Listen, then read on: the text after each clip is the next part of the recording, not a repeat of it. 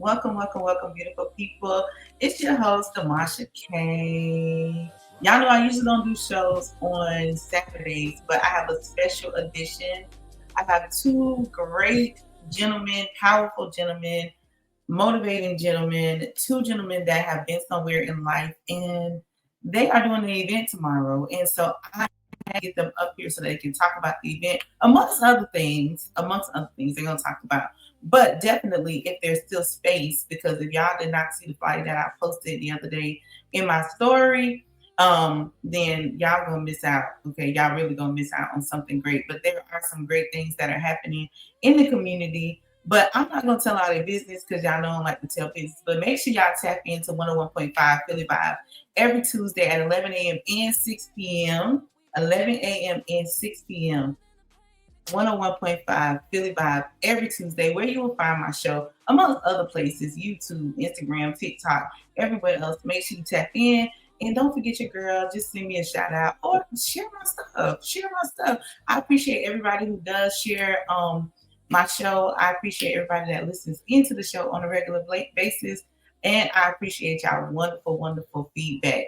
But y'all know I could talk for an hour to myself, so I'm not going to do that today. I'm going to talk to people, and I'm going to talk to people, and I'm going to bring Mr. Eugene Brown and Dr. Warren Crabb up right now. Hey, gentlemen, how y'all doing? Good. Doing well, thank you. Good afternoon, McQueen. How you doing? I'm doing well. Y'all know I'm bubbly anyway, so yeah. So y'all just don't have to be as bubbly as me, but I'm always like. Anyway, I'll so try. it's a Saturday. Y'all looking nice. I like them hats. Y'all looking real good. Gentlemen, Okay. tell me what does oh no, I want y'all to introduce yourself though. I forget. Y'all see me. Introduce yourself to the people. Okay. You want to go first? Yes, I'm Eugene Brown, also known as the Chess Man. And Dr. Warren Crabb. I am the founder of XCON's Matter Foundation. Wonderful, wonderful. And so we'll get into what that means, people, as we go on.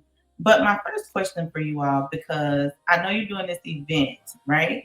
And sometimes people don't really know how powerful these events are or what they mean. What does the second chance really mean to you all beyond that phrase, second chance? Well, beyond the phrase second chance, which to me, it begins with the second chance after incarceration. That's what National Second Chance Month is about. It's about giving people who are formerly incarcerated a second chance at life, so they become productive members of society. So second chances for me, because I was homeless, I was downtrodden, I was on crack, I was shooting drugs, I was drinking alcohol, I was doing everything under the sun except for living. So I was in a constant state of death. So for me to get resurrected and have a second chance at life, and since then been blessed with a beautiful family, a career, I can't say enough about second chances. Right, right. And, my story is so similar because, I went through almost 30 some odd years of in and out of prison, drugs and alcohol. And, just to be able to, I started a program in DC public schools Mm, and a chess program. We won 5 year city champion and they wanted to pay me. I was doing it on a volunteer basis. right. So when they sent me downtown, I had already signed that I never had been convicted, and so when they really wanted to pay me, I had to go down to town to do a fingerprints and do a background check. And Mm, after they found out that I had been incarcerated several times, for bank robbery, and they immediately escorted me out. So the second chance was at that time I was selling real estate. I went and purchased a house and called it the Chess House. And some of the students that I formerly had in grade school, they mm, were uh, they were members of the Chess House. So I was able to resurrect myself, even though I was put out of public school. And whatever happened, it came to me just to the point of never give up, never give up. So that's this, and I've had so many chances. So it's just something that they have coined here lately. But if I just go back and tell you about all the chances that I had. Right. Wow, I think that's big for both of you. I guess for Dr. Crab, I kind of know Dr. Crab's story because I know him and his wife in a personal way. So I kind of know his story, and I think that his story is amazing. And what you just said was amazing too. Just giving other people a second chance is powerful. And I think the both of you are. I thank the both of you for doing that. Mr. Eugene, your story inspired Life of a King. When you look back, what was the moment that made you decide to change your life? Well, I went through a 12-step program, Mhm. and that was the procuring cause of me really, really coming to grips with drugs and alcohol. And even going in and out of prison, they had 12-step program there, and I never would participate until finally, probably on my last tour in prison. When I came out, I was doing relatively good, and a friend of mine, when I saw him, I asked him, I said, "How long you been out, man?" Because he was glowing. So he said, "Man, I haven't did no time since in the last 7, 8 years." I said, "Well, what you up to?" He said, "Man, I'm going to a 12-step program." He said, "It's really helping me." He said, "And my advice to you is, for you to join the fellowship." So I said, "Oh man, I'm good." So I was cutting hair in the barbershop because that was my high school trade. I'm a master barber. And one day he came in, and I had just went on a binge, and it was just like he just showed up out of nowhere. And he said, "Man, what's going on with you?" And I took him in the back of the shop and told him, what had happened that night before. And he took me to a 12-step meeting. And one of the things that happened is it was some people, I was just listening to people share. And the very guy that I had a problem listening to was a real guy that really was the one that really the message really took. Right. So and I had a guy that used to tell me, he said, "Well, you know, that's his story. Why are you having a problem listening to his story?" You know, he has a right to explain. He said, your problem is the fact that you don't have enough patience and tolerance just to hear somebody else's story. You have to learn how to listen. So that was really what kind of changed me. The fact that I saw that I could live life drug and alcohol free. So That's that's when everything opened because I had potentials. I know I always had potentials. Every time I would come in and out, I would always succeed, mhm. but I would end up sabotaging my success every time. I think that's something powerful that you said is that you would end up sabotaging your success. I know that there are a lot of people who come out of prison, and then when they come out, because the system is not designed for them to succeed, they do end up doing that, sabotaging their success. Because like going to a 12-step program is like, I don't have time for that. I gotta get some money. I gotta get myself together. I gotta try to get back, to where I was. What would be your advice? What would be either one of you advice for someone who says like, hey, I can't go to a 12-step program, or there's nothing I can do? What would be your advice so they don't sabotage their success? You know, I'll tell you one of the most difficult things that a ex-offender, ex-con, or a guy coming home from prison, and for him to be in a situation where he might be homeless, might be living in a shelter, and in between this time, he knows how to make money, and he knows some people that he may be able to call, Right. to really get himself back. But the most difficult decision is whether or not I'm going to go ahead and go that way or whether or not I'm going to stick it out. Mm. And I tell you, that is a strong decision for a guy that may have been successful and having everything taken away from him and find himself in that position, sitting on that park bench, having to go back to a shelter every night, and knowing that he can make one phone call and everything will change for him. That is the most difficult decision. So I think having an idealistic concept of knowing that this is what I might have to go through to get what I want. So being able to have, and I call it the end game because I play, in chess, I call that the end game. Can you envision your end game before in your opening? Because you in your opening knowing that you can really come back to the streets. That's the opening game.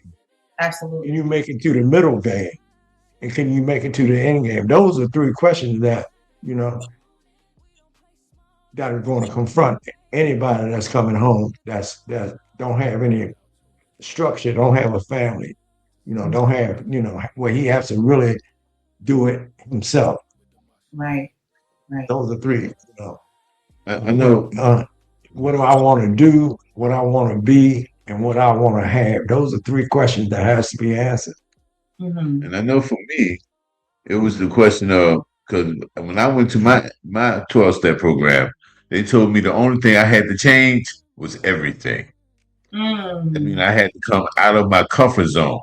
Right. I had to become somebody completely different than what I was comfortable of being. And like he was saying, I always knew the things that was out there in the streets for me were out there for me still waiting on me to this day. And so is 3 Hots in the Cot. Right. So, no, they got 3 Hots in the Cot for you, with my name written on the bed, just waiting for me to come back. I haven't been back now in 13 years, but when you first get out, you have those decisions to make. You have to change everything, your environment, the people that you deal with, everything. And most of all, change your way of thinking. For me, personally, I turned myself over to a higher power greater than me and decided to become a servant more than trying to run stuff, and that's what worked for me. It might not work for other people, but it worked darn good for me. Absolutely. Absolutely. Dr. Crabb, what inspired you to create Ex-Cons Matter Foundation, and what gap did you see in the system that made you create it? When I first got out of prison, I was determined not to go back to prison, so I became a workaholic. There wasn't a week that went by I didn't work at least 40 hours, if not more. Right. When I started my career selling health insurance, I started making pretty good money. So I wanted to move my family into a decent living quarters. But every time I went to a homeowners association, they said, no, you can't live here because you're an ex-convict. You can't live here because you're an ex-convict. Right. And even when I tried to get better jobs, they said, you can't work here because you're an ex-convict. Hold on, man. I just did 8.5 years on 10-year sentence. Didn't I pay my debts to society? Don't I have the right to live and work and take care of my family like everybody else do? They act like I don't matter just because I'm an ex-cons. But guess what? Ex-cons matter. And I took off from there. From Ex-Cons Matter, that became my movement, and Ex-Cons Living in the World Today became my organization. Recently, I had a bout with cancer, and I had to take what I call a strategic retreat for about 6 months to a year or something like that. Right. Where I had to retreat from television, radio, all the things that I was doing and being successful at, so I could take care of my health. Right. When I came back with a new organization, a nonprofit called Ex-Cons Matter Foundation. And all these wonderful things we're doing, like having Mr. Eugene here today with Ex-Cons Matter Foundation, the event tomorrow, which we'll talk about in the second, I presume, and all the wonderful things that's happening in my life, through Ex-Cons Matter Foundation, including, you ready for this? I'm Da, ready. da, da. A 12-step program specifically designed for formerly incarcerated people. Right, right, Ex-cons matters meetings. Can you see that? right. It's called I Ex-cons matters meetings. I'm excited. I'm really excited for you that you know, like you got that. Cause I remember when you were at the bottom trying to work it up and you were still, you're like, okay, Queen, like we gonna need your help with this. Okay, I got this going on. And I'm like, people really moving. I said they're really moving. So to hear that you are in that space, I'm very proud of you. I'm proud of you to keep Thank you. continuously going and that ex-cons matter. You know, my target audience are people who you know like who've been through things. That's my target audience, and so especially when Yes. it comes to males, because a lot of you know our males they end up in prison for whatever reason. You know what I'm saying? But Because it's designed that way. absolutely, It's a absolutely, business. absolutely. And so I, you know, like to help them provide those resources when they come home, of how to, you know, get back into mainstream and helping them change their mindset and seeing, you know, the world in a different space. Mr. Eugene, what role did mentorship play in your transformation? And why is it so critical for when you return into the citizenship, like when you're returning out of prison into the regular world? Well, that goes back, having a template, having an example of someone that has made it. Then they have an old story that is a parable where this king had a son, had a Right. young son, and his son, was real active, and the king loved him, and he used to play in the courtyard. So what happened was his son had a hunchback. So the king had a statue made that looked exactly like him and had it right in the middle of the courtyard. And the kid loved the statue and he played with it, and he looked at it and he admired it so much that he ended up looking just like the statue. The hump came out of his back Oh my goodness. because he had an image to live up to. So that's Right. that's what a mentorship is, and it don't have to be a personal someone that you actually know. It could be someone that you read about. It could be someone that you see on social media that you Right. want to emulate. Right. And even the Christian, just to say that they have the Christ consciousness. So we look at the imagination. If Mhm. there's no end to it, Mhm. then you can imagine yourself, and that's a job that a person has to do himself, to have an imagination of having.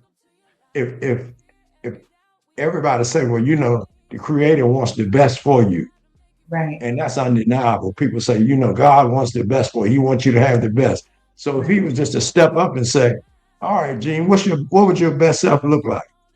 Mm. And you can't even answer.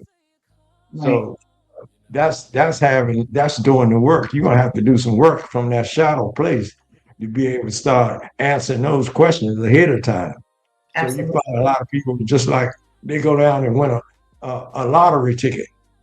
They got $1 million and they don't have $1 million mindset. Right. That Right. money gone. So it's always having, you know, what do I want to be? And you got to have an example of what do you want to be. Then you have what I want Mm. to have, what do I want to have in life, and what I want to do. So it keeps coming back to it. And a lot of times you don't have an idealistic concept of those questions. You just Right. wondering generality. You just wandering around.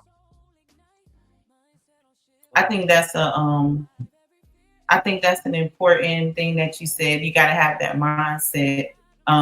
You know, I'm all into mindset because that's what I teach all the time is changing your mindset. You change your mindset, you change your world. So I think that is very important to have that mindset. You can't have $1 million if you don't have $1 million mindset. That's it. No way it's going to work for you because you're going to burn through that money. like you don't know how to set that up for yourself. So I appreciate you speaking on the importance of mentorship and the importance of having the correct mindset. Dr. Crab, the Ex-Cons Matter meetings are 12-step program led. How different is this from traditional support systems? Um, and this guys matter meeting and like other 12-step programs, we had the 12 traditions, the 12 steps, and the 12 promises. We call them the 12 vows, the 12 steps, and 12 traditions. It's formulated almost exactly like it, except for it's not concentrated on drugs and alcohol. It's concentrated on the mentality of coming back into society, having a safe space to share your problems and your woes to people that may. Because no offense, if you've never been locked up, we consider you as a civilian. Just like if you've never been in the military, you're considered a civilian. So it's just certain things that people who've been formerly incarcerated can't talk to you about because you wouldn't understand it. So we provide a safe space for people to get things like that off their chest, get advice, get mentors, mentor other people, and grow and share and love and learn.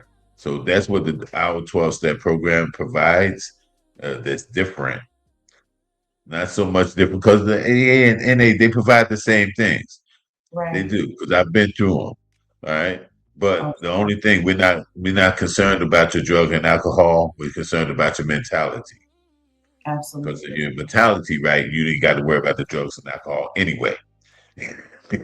Absolutely, absolutely. And this is a question for both of you all. What is important for the community, not just the individual, to be? Why is it important for the community, not just the individual, to be involved in the second chance? Let's break it down all the way down. I'm going to use real stats, real statistics. I'm not making this up. I promise you, I can't make it up. 1/3 of the population of the United States of America has been arrested at least once in their lifetime. 1/3 of the population of America will be arrested at least once in their lifetime. That means that 1/3 of the households in America are affected by incarceration. If a father or a mother or a child get arrested, it disturbs the entire ecosystem of a household. So it's not only one person that's being affected. If there's a mother and a father, that's 3 people that's being affected. If there's siblings, there's more people that's being affected. So it's very important that second chances be looked at as for what it is. It's a chance to gain your life back without the ecosystem tearing your family apart, tearing your household and your life apart. Right. So it's important that the community get involved because the community is involved and don't know it. Absolutely. If it's 600 million people in the United States of America, 200 million people are walking around ex-convicts. Absolutely. That's something to think about. That's more people than got HIV. That's more people than got coronavirus. That's more people than got. We have more people incarcerated than China. Talk about it. Right, and China got 5 times the population that we have. So it tells you that something is wrong with the system, something is broken.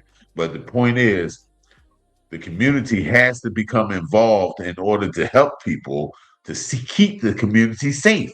Because if we don't do that, then the people who are formerly incarcerated reverts back to the same things that they did in the first place they got them incarcerated, which is stealing, drug dealing, robbing, killing, blah, blah, blah, blah, blah, blah, blah, blah, blah, blah, blah. And then this can go on and on and on because they got a charge for blinking your eyes the wrong way in some states. Right. You're right. That's my answer. The community has to be involved. It's a responsibility. We're not only responsible for what goes on under our own household, under our own rooftops, but we're also responsible for what goes on our block where our children are playing at. We're responsible for the neighborhood where our children are playing at, and the mentality of the neighborhood has to be on the same mentality to keep our children safe. And Absolutely. that's what it's about, in my Absolutely. opinion. I got you. I got you. Mr. Brown, did you want to comment to that as well? Well, the narrative that they present to ex-offender or crime, a lot of people already have an ideal of what a criminal is. And Mhm. even when he returns, they still have that standoffish approach because it's been pumped to them. It's been illustrated to them that he committed a crime and he needed to pay for his crime. Criminals are negative. Just when you hear criminals, there is a negative connotation that automatically comes up to the average person in the community. So I think having a paradigm shift of that narrative to being understand, just like Dr. Crab said, by so many people being affected by it. You know, one of the things that I watch, and I'm 79. I've seen all the way from the civil rights movement. I've seen how they genetically engineer a lot of things to make it acceptable. Once something becomes acceptable, it becomes presentable. Mm.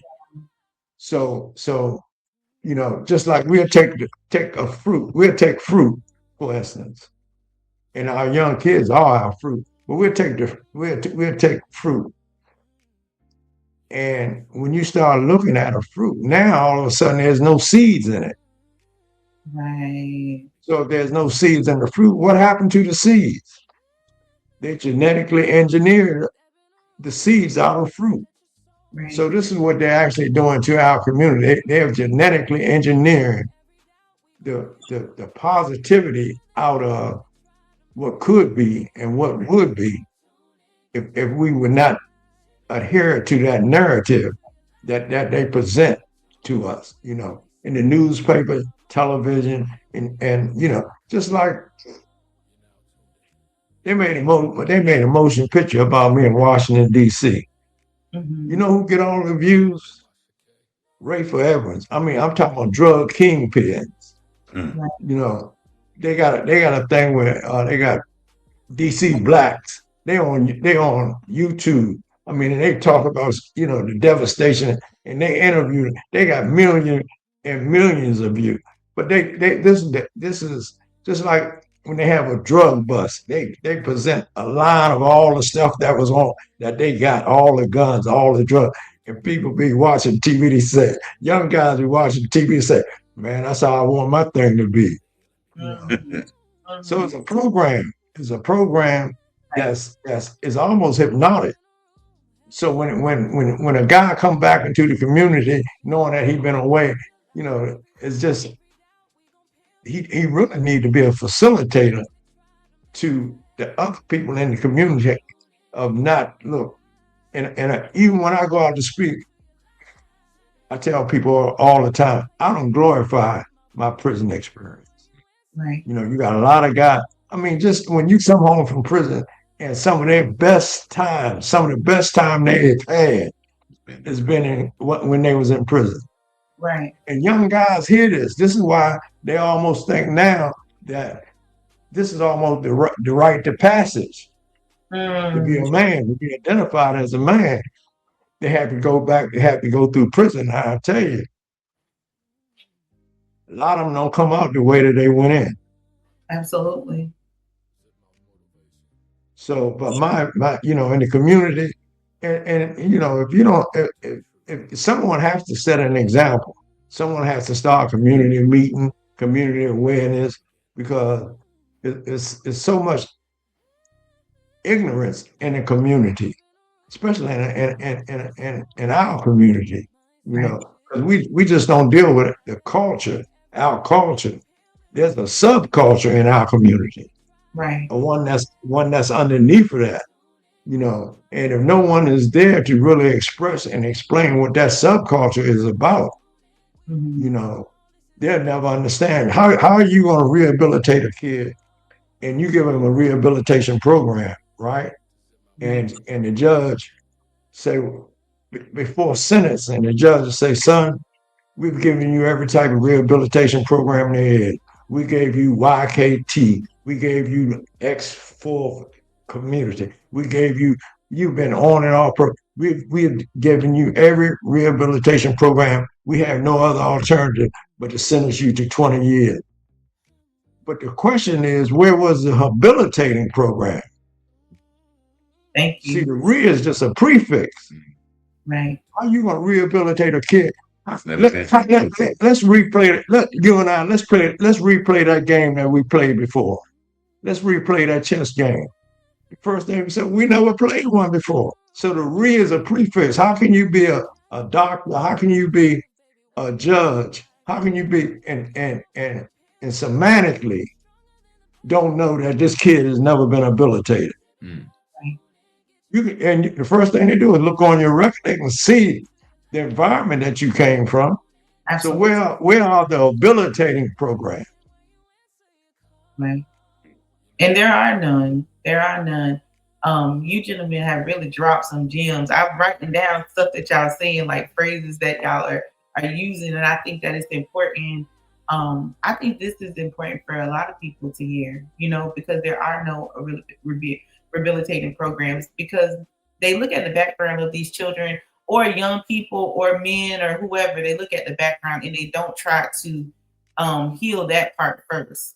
You know, you can't go forward until you go back, and you have to go back and you have to fix the things that need to be fixed in order. Is the reason why you got to that future that you got to. But I like something that you said, and I like that you talked about the reprogramming. So if you put something out there so many times, then people no longer question it because it becomes the norm, because it becomes accepted, you know. And I think in our community, I don't even think people realize when the seeds disappear. And that's just an example. So I don't think that they realize when things are put into our communities and then they become acceptable, because it happens so fast. Like you said, it's like being up under a spell. It's hypnotic. Also take away from our communities without us being aware of it. The things that makes us strong and gives us strength, like soul music Right. or a volunteer, that's a man who sings a love song. Uh-huh. Those things don't exist anymore. They took all of that away because they were teaching young men how to approach women, how to treat women, how to Right. treat them with respect and dignity. So they Absolutely. took all that away and replaced it with B's and H's, you know, Yes. and then that became the norm. It Right. became normal to hear that. And us older folks, that's a shame, child. That's a shame. That's Right. all we could do. Right, right. I miss, you know, like I really miss the like, you know, having my grandmother and my great grandmother. And I know some children, they don't get that opportunity. My kids get that opportunity, but I miss the conversations that the older community would have with the younger community. You know, I miss the respect too, you know, because there were just certain things that your parents didn't do in front of you, and there are definitely certain things as you became an adult that you didn't do in front of Right. your parent, you know, which is long and forgotten. And like you said, the music is a big thing, and I don't think people understand how powerful music is and how it transitions your mind, you know, into thinking. I was just telling somebody the other day, like I am so tired of seeing people like half naked, like, well, like what's the problem? Like, you know what I'm saying? Like, why we got to be? It, Everybody know that, like, it didn't run out yet. When is it gonna run out? right. It's like men wearing sweatpants. Now the ladies on the men with the sweatpants. We Yeah. are, you know, we already know that African American women, we have butt, you know, like we know we have butt. We can't help it. But you Yeah. know, we got to see it all the time. Like it's cool, you know. I know. So I don't know. I mean, I appreciate this conversation with you all because you do have a lot of knowledge that I don't have. And 79, you look amazing to be 79. When I get 79, I want to look like that. So I'm thinking you're gonna say you about 60, maybe 50. You said 79. I was like, what? So you look nice I to grow up, I'm gonna be just like that. right. Absolutely. And you know, it's so important when you start really uh, looking at our culture, and when you start looking at and getting back to the subject, getting back to the 13th Amendment itself, you Mm, know, and they said that slavery should be abolished except having been convicted of a felony, and then they convict you of a felony, and all of these nicknames that they give themselves, returning citizens, previously incarcerated, and and if you just want to be a law-abiding citizen, Mm. I had preached to the choir. I said, just call me an ex-slave, Hmm. because legally that's what you stand. That's how you were able to have me working for pennies right, Hmm.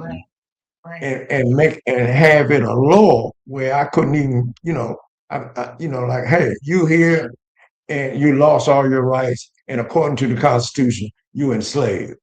And right. a lot of people don't want to really accept that terminology. Hmm. And I think once they really start embellishing the fact that, hey, I'm here as a slave, that should be a wake up. That should be a real wake up. And on the way out, since you enslaved me, uh, is there what is that? Reparation? Reparations, yes. Can I? Can we? I mean, what if all of the second chance inmates say, since you enslaved us, how about that reparation plan? Right. That's our Absolutely. 40 acres in the middle. Yeah, I mean, but it would be that much of a wake up. It would be just that much of a turnaround. Right.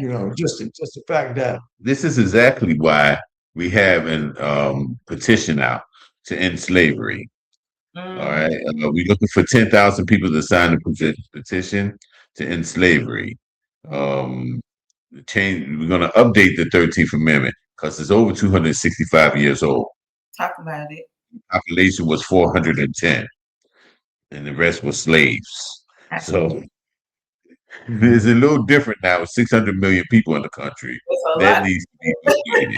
You Right. know? So we're really working hard on that. Anybody can go to the petition. Just go to my social media. Look me up, Warren Crab. Go to my social media, and you can find the petition there at all times.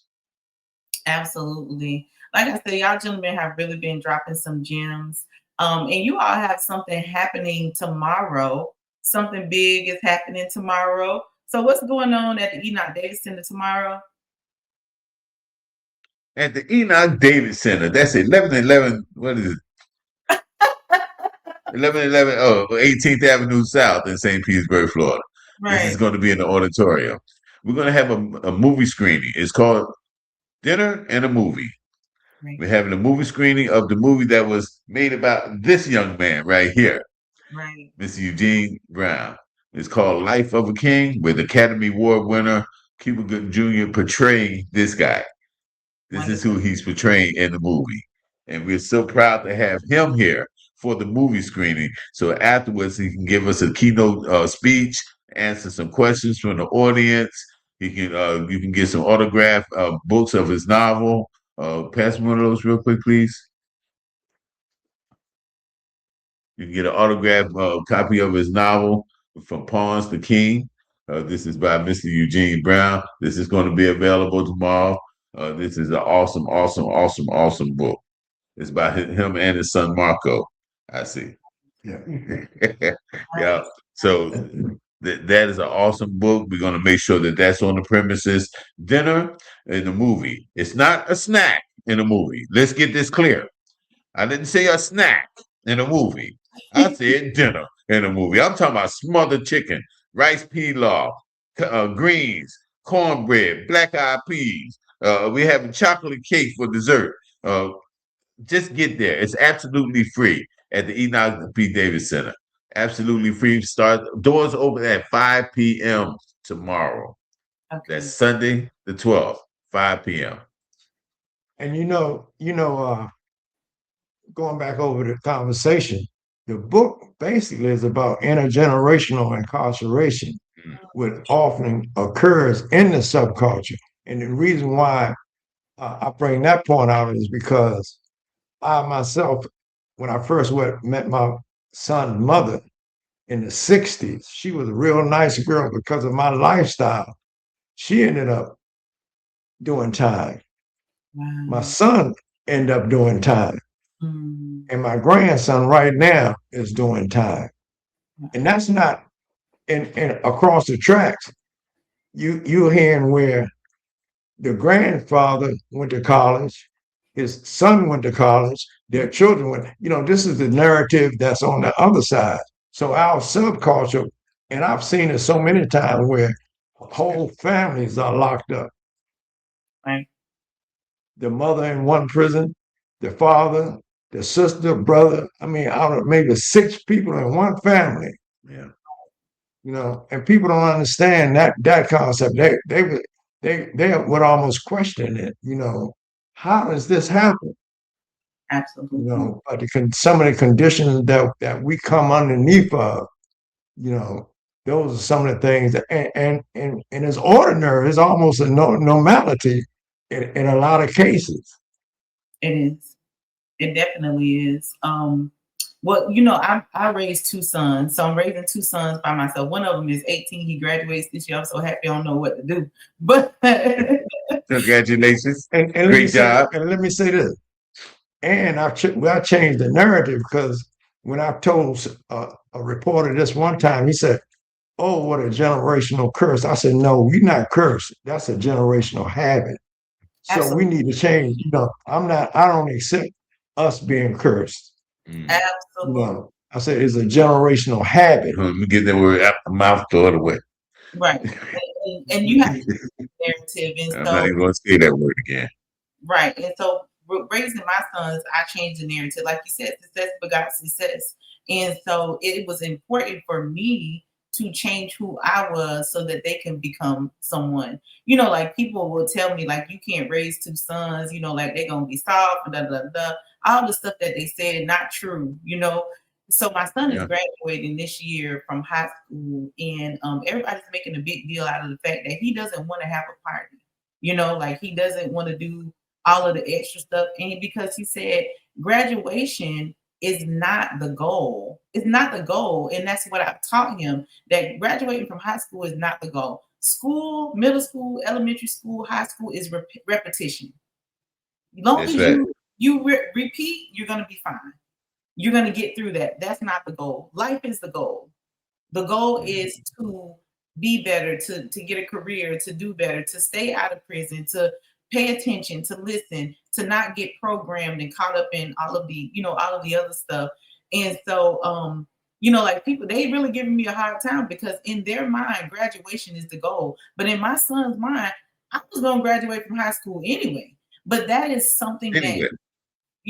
that is something that you instill into your children. There are no generational curse. There are generational habits. And so in order for you to break the habit, you have to do something different.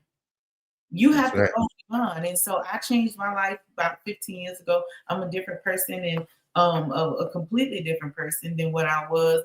And I try to be the best that I can be. I'm not a perfect mom, but at the same time, I knew that I had to be different because it was important for my sons to see a different life. My older son, he got 2 separate moms. So he got the transitioning mom, Yeah.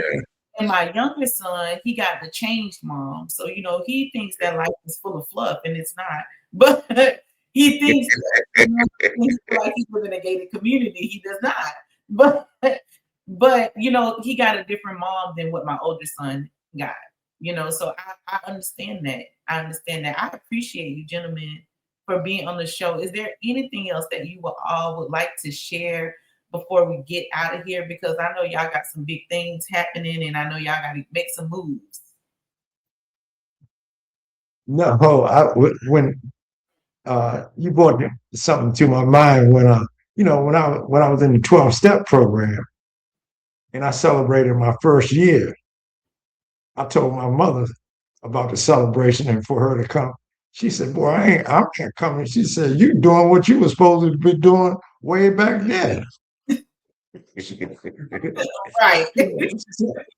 But that's what you actually saying, like, and that's what I had gotten away from, and it all came down to my story is the same as the prodigal son.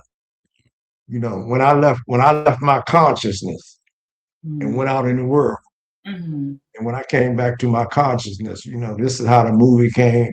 You know, I took care of my wife. Matter of fact, you know, I was her caretaker for years until she made her transition.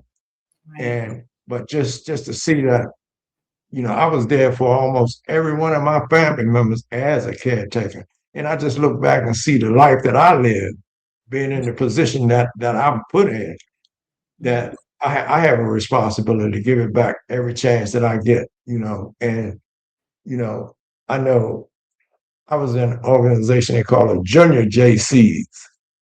And at the end of each meeting, they used to say, service to humanity is the best work of life. Absolutely. And I just want to say that, for those of anybody who has been incarcerated, anybody who knows someone that's incarcerated, and you think that what they tell you that you can't make it is true, you're looking at two people right here that's evidence that that's not true. Nobody. I went to jail 30 something times. I ain't gonna lie, 30 something times. I went to prison 5 times because I wasn't that smart enough to get up out that circle, that cycle of drug and addiction and everything that I was in. It took that for me. It took for me to face 2 life sentences plus 30 years for me to get myself together and wound up with 10 years. I served my 10-year sentence and I came out of there a different person. And I'm telling you, if you have served your time and you already committed to being a better person, I'm going to ask you to do one thing and one thing only. Leave each day better than you found it. In a year's time, you'll look back and see that you're 365 times better than you've ever been. Thank you. That was powerful. Leave each day better than you found it. I don't think they caught that. Y'all dropped so many gems in this show. I don't even know what to do. It was so many gems. I appreciate like the knowledge that you all provided, not only to the audience, but the knowledge to me, because I'm always soaking in some knowledge from someone. And it's always good to speak to someone who's been in the space that you've never been in before. So tomorrow the boys and we will be at Enoch, so we'll be covering a little bit of the footage for y'all, just taking some pictures and getting a little video to post and let everybody know.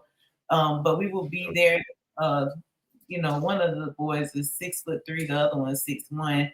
So I'll be there. Wow. Looking, for boys, you mean the young men. The young men. I gotta start calling them young men because to me they are still babies. Like every time I look at them, I always be your baby, huh? Baby. Let me get my information out to anyone that want to reach me. Yes, they can reach me. They can hashtag Eugene Brown. Just about everything will come up, but they're gonna reach me with my email. It's easy: chessmaneugene@gmail.com. Right.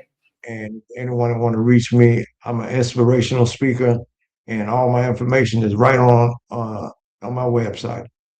Absolutely. And Dr. Crab, where can they reach you? They can always reach us at thedrproject.com. That's THEDRproject.com. If anyone is interested in facilitating a meeting, a 12-step program meeting specifically designed for ex-convicts, it's called the Ex-Cons Matters meetings. Can you see it? Can you see it? Come on, we couldn't see it too well. You can contact us at standforfreedomtv.com. That's standforfreedomtv.com. The first one is THEDRproject.com, thedrproject.com. Absolutely. Well, gentlemen, I thank you for your time. I thank you for your energy and just what you brought to the show today. Please, people, make sure you reach out to them. Don't forget, always tap into 101.5 Philly Vibe every Tuesday at 11 a.m. and 6 p.m. If you did not catch the show, make sure you tap into all the platforms.